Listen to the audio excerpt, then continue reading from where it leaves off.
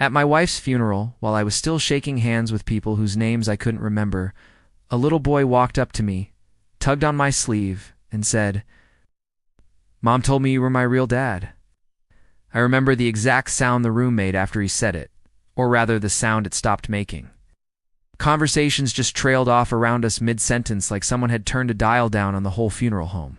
I looked down at this boy, maybe 7 years old, in a small clip-on tie that somebody had clearly dressed him carefully in that morning, and I had absolutely no idea who he was. My name is David.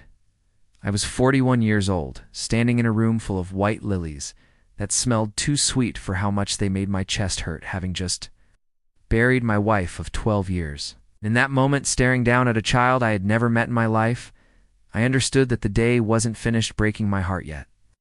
If you enjoy real stories about family betrayal and justice, subscribe now, because every story here proves the truth always finds its way out. Let me take you back to the beginning of that week, because none of this makes sense without it. My wife's name was Rachel. We'd met in our late 20s at a mutual friend's barbecue, married 2 years later, and built a life together. From the outside, probably looked unremarkable in the best possible way. We ran a small landscaping business together. Rachel handled the books and the client relationships. I handled the crews and the equipment. We didn't have children of our own. We talked about it early on, tried for a while, and eventually settled into a life where our nieces and nephews filled that particular space in our hearts instead. People used to tell us we made an easy kind of sense together, the two of us. Rachel had a way of remembering small details about a client's daughter's soccer schedule, crew members' mother's health, that made everyone around her feel like they mattered more than the moment usually called for. I used to tease her that she ran the business on spreadsheets and genuine affection in equal measure, and she'd always say that was the only kind of business worth running. 12 years of marriage, and I don't think I ever once doubted that I knew her completely. That's the part that still catches in my throat, sometimes even now.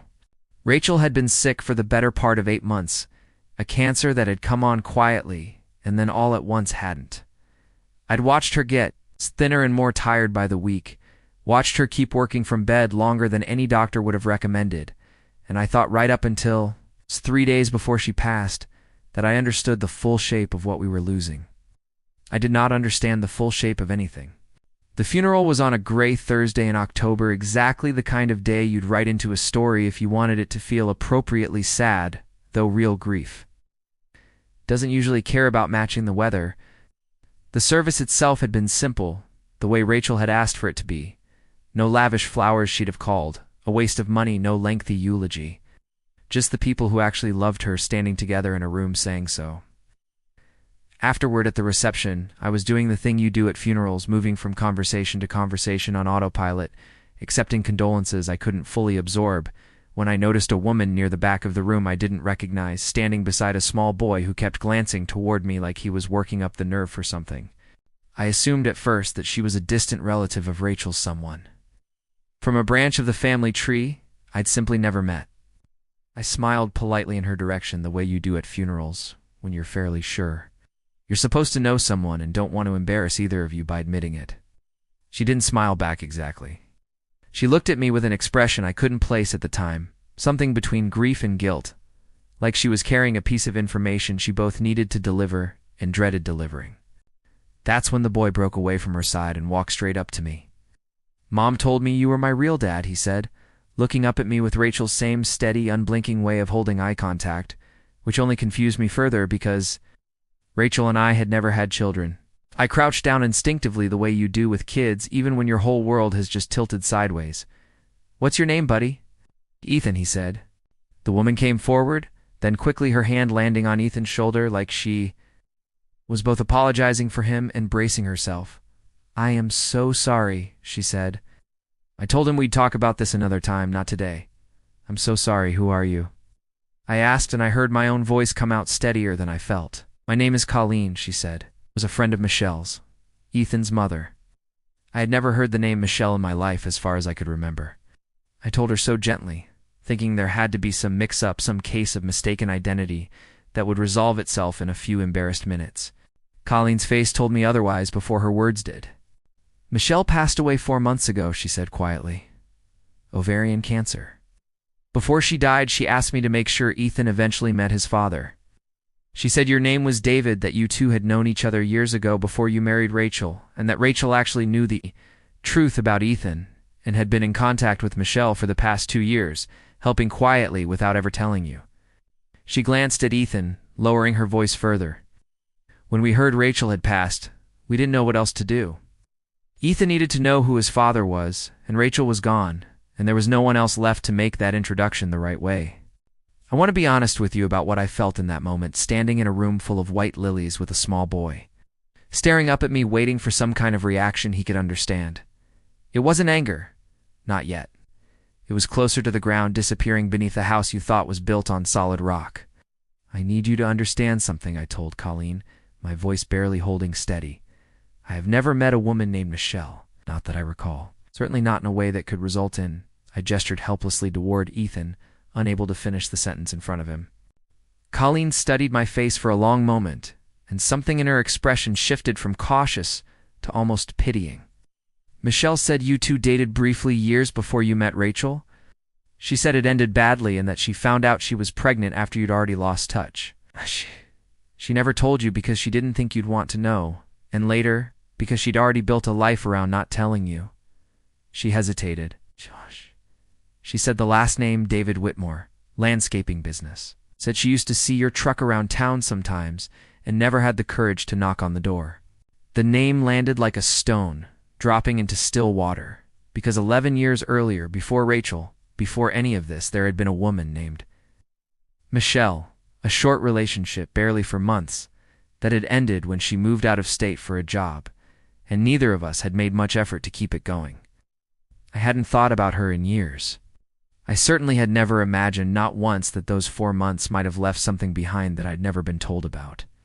I didn't know, I said, and I meant it with everything in me. I swear to you I never knew. I believe you, Colleen said softly. Which is exactly what makes this so much harder to figure out. Why now? I asked, my voice barely above a whisper, aware of the reception still murmuring behind us, oblivious to what was unfolding by the coat rack. Why today of all days?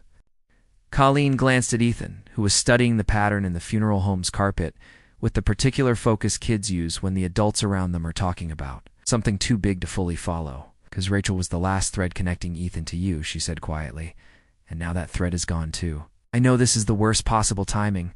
I told him we should wait. But he's 7, David. He doesn't understand waiting the way adults do, especially not when he's already lost one parent and just found out he might be about to lose the only path to the other. We didn't resolve anything else that day. Grief doesn't leave much room for anything else, and I could barely stand upright under the weight of burying my wife, let alone process the sudden existence of a son I'd never known about. Colleen gave me her number quietly before she and Ethan left, and told me to call whenever I was ready. No pressure, no expectations. Ethan looked back at me once from the doorway, his small hand tucked into Colleen's, and I felt something crack open in my chest that had nothing to do with Rachel's death, and everything to do with a face that, now that I really looked at it, had the shape of my own jaw and my own stubborn chin. It took me nearly 2 weeks before I called Colleen back. I spent those 2 weeks doing very little, except sitting in Rachel's home office going through drawers. I'd never had a reason to open while she was alive, looking for anything that might explain what she'd known and why she'd never told me. Some nights I'd convince myself Colleen had made some kind of mistake, that I'd wake up and the whole strange afternoon would resolve itself into a misunderstanding. Other nights, looking at photographs of Rachel around the house, I found myself searching her smile for secrets I'd never once thought to look for while she was alive. I found it eventually in a small locked box in the back of her closet that I nearly didn't have the heart to open. The key was taped underneath her jewelry box, of all places, somewhere. I'd walked past 1,000 times without ever thinking to look. Inside were letters, actual handwritten letters, the kind almost nobody writes anymore, between Rachel and a woman signing her name only as M. The earliest one was dated just over 2 years before Rachel's diagnosis. In it, Michelle explained who she was, apologized for reaching out at all, and asked Rachel, of all people, for advice about whether and how to eventually tell her son the truth about his father, since she'd apparently learned through a chain of mutual acquaintances that David Whitmore had married a woman named Rachel and seemed by every account to have built a stable, kind life. Rachel's response, in a letter she must have kept a copy of or drafted twice, was almost unbearably gentle.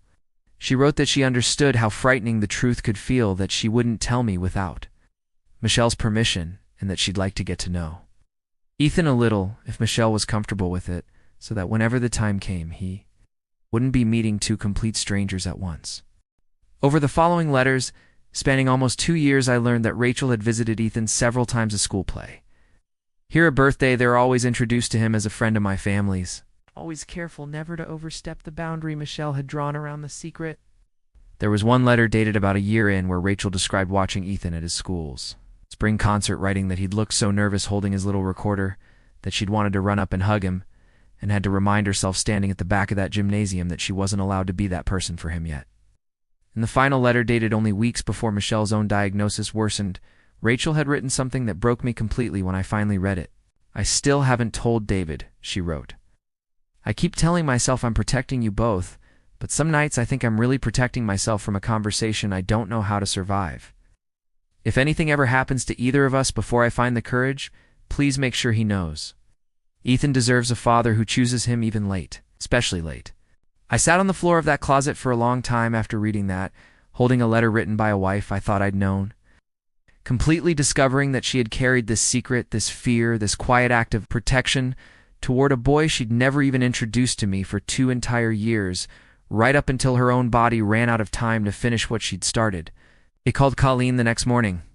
Our first real conversation away from the funeral home, and the shock of that day, happened over coffee at a small diner near her house, without Ethan present. Colleen filled in pieces I hadn't known that Michelle had moved 3 times over the years, chasing steadier jobs, always raising Ethan mostly alone, with Colleen stepping in as the closest thing to family nearby. She told me Michelle had never spoken badly of me, not once, even when it might have been easier to. She used to say it wasn't your fault. You never knew, Colleen told me, stirring her coffee without drinking it. She said if she'd told you back then, she wasn't sure you'd have had any interest in being a father at 29, still finding your feet. She didn't want to force that on either of you. By the time she felt ready to say something, years had passed, and she said it started to feel like the longer she waited, the harder it would be to explain the waiting itself. "I would have wanted to know," I said quietly. "I need you to understand that. Whatever kind of man I was at 29, I would have wanted to know." "I believe you," Colleen said. "I don't think Michelle ever really doubted that either, if I'm honest. I think she doubted herself more than she ever doubted you." The first time I met Ethan properly, without the fog of grief hanging over both of us, was a Saturday afternoon at a park roughly halfway between our 2 houses, arranged carefully through Colleen, with Gloria's cautious blessing. I brought a soccer ball, mostly because I didn't know what else a 7-year-old might want from a father he'd known about for exactly one conversation. He was quiet at first, watching me the same careful way he had at the funeral, like he was still deciding whether I was going to be a permanent fixture in his life, or another adult who might disappear the way his mother had. "Do you like landscaping?" he asked eventually, kicking the ball back and forth between his feet. "I love it," I told him. "Get to be outside all day, make things grow." "Your mom," I stopped myself, unsure for a second which mother I meant, then continued carefully. "Rachel used to say I talked to the plants more than I talked to her." That got a small laugh out of him, the first one I'd heard, and something in my chest loosened just slightly at the sound of it. "My mom said you were probably a good person," he said, still not quite looking at me. She said even if you didn't know about me, that didn't make you a bad person. She said sometimes people just don't get told things in time. I had to look away from him for a moment, out toward the empty swings, because I didn't trust my voice not to break in front of a 7-year-old I was still technically a stranger to. We didn't resolve anything about custody or grandparents or courts that afternoon. We just kicked a soccer ball back and forth for an hour, mostly in comfortable silence, to people slowly, carefully learning how to exist in the same space without either of us having to explain everything at once. Michelle's parents, Ethan's grandparents, who had taken on primary care of him since her death, were understandably deeply suspicious of me at first. As far as they knew, I was a man who had disappeared from their daughter's life the moment things got complicated, and now, conveniently, I was reappearing, after both women who might have complicated the story further were gone. I didn't blame them for the suspicion. From where they stood, it was the only story that made sense. The first time I met Michelle's mother, a sharp-eyed woman named Gloria, she didn't waste any time softening her words for my comfort. "My daughter carried that boy alone for 7 years," she told me across her kitchen table, arms crossed, not offering me so much as a glass of water, not one birthday card, not one phone call. "And now she's barely cold in the ground, and you want a piece of what's left of her son?" I understand why it looks that way, I said, forcing my voice to stay steady, even though everything in me wanted to either defend myself loudly or walk straight back out her front door. I didn't know Ethan existed until the day of my wife's funeral, Mrs. Reyes. I'm not asking you to simply take my word for that. I'm asking for the chance to prove it, however long that takes. She studied me for a long moment, the same careful weighing look I imagined she'd given every insurance adjuster and hospital administrator over the last difficult year of her daughter's illness. Prove it then, she said finally, slowly, carefully, in the second. I think you're doing this for anything other than that. Boy, we're done talking. It took a legally arranged paternity test, some careful patient conversations facilitated by a family mediator, and eventually the letters themselves, which Michelle's parents were shown with Colleen's guidance to slowly change the picture. The test confirmed what Colleen and Rachel's own long-held quiet certainty had already suggested. The letters confirmed something else entirely, that whatever anyone had assumed about my character, my late wife had spent 2 years quietly vetting me in her own careful way before she ever intended to bring us together. Gloria cried reading Rachel's letters the first time I saw her do anything other than hold her composure like armor. She really did care about him, she said quietly, more to herself than to me. All this time, and I never knew. Ethan's grandparents remained cautious for months, and I understood why, and I didn't push. Grief has its own timeline, and so does trust. We started slowly supervised visits at first, then a weekend here and there, then longer stretches while a family court working through the appropriate channels formally established both my paternity and a custody arrangement that took Ethan's stability and wishes seriously at every step. Nobody rushed it. Nobody pretended that a boy who'd just lost his mother should simply be handed to a stranger, however biologically related, without time to build real trust first. The moment that changed everything wasn't dramatic. It was a Tuesday afternoon, nearly 8 months after that funeral, when Ethan asked if he could help me fix a fence panel in Rachel's old backyard, the same yard where I still kept her garden tools exactly where she'd left them. He held the boards steady while I worked, asking questions about the landscaping business the way any curious 7-year-old would, and at some point, without either of us planning it, he started calling me Dad, instead of David, testing the word out quietly, like he was trying on a coat that might or might not fit yet. "Is it okay if I call you that?" he asked afterward.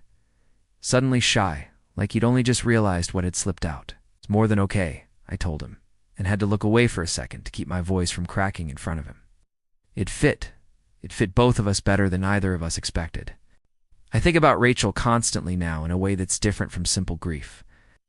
I think about the years she spent quietly protecting a boy she had no obligation to protect, writing careful letters to a stranger visiting. School plays under a borrowed identity, all so that when the truth finally arrived, it wouldn't arrive as a wound. It arrived as one for a while. But it healed into something neither of us could have built without her. Ethan lives with me full-time now. His grandparents visit often, and we've built something that looks less like a custody arrangement and more like an extended family that grew sideways instead of straight down the way families sometimes do when life doesn't follow the plan anyone drew up. Gloria comes over most Sundays now, and the two of us have found an easy rhythm in the kitchen while Ethan does his homework. At the table close enough to hear us, but usually too absorbed in long division to notice. Some nights when I tuck him in, he asks me questions about Rachel, and I answer them honestly because I think she would have wanted him to know her, not as an abstract idea, but as the woman who loved him quietly for 2 years before either of us knew we were allowed to love him out loud. I kept the letters, all of them, in the same small box, and someday, when Ethan is old enough to really understand what they mean, I'll give them to him. Not because he needs proof of who his mother was or who Rachel was to him, but because I think every kid deserves to know eventually the full shape of how hard the people around them worked to make sure he landed somewhere safe. Sometimes late at night, I still find myself standing in that home office, looking at the empty space where the locked box used to sit before I moved it into Ethan's room for safekeeping. I think about how close all of this came to never happening if Colleen had waited another day to bring Ethan to the funeral, if Rachel had passed just a little sooner, before she'd finished convincing herself to leave those letters where I'd eventually find them. I don't know if I believe grief can leave gifts behind, but I know that somewhere in the middle of the worst week of my life, I was handed a son I never knew I had wrapped in 2 years of quiet, careful love from a wife I thought I already knew completely. I'm still learning her even now. I suspect I always will be. Justice in this story didn't look like a courtroom victory or an exposed villain. There wasn't one. There was only a series of people, a dying mother, a grieving wife, a cautious grandmother, a careful court, all trying in their own imperfect way to do right by a child none of the adults around him had planned for. Sometimes justice is quieter than that word usually sounds. Sometimes it just looks like a boy finally getting to call someone dad and meaning it. If this story moved you, share it with someone who believes justice always finds a way.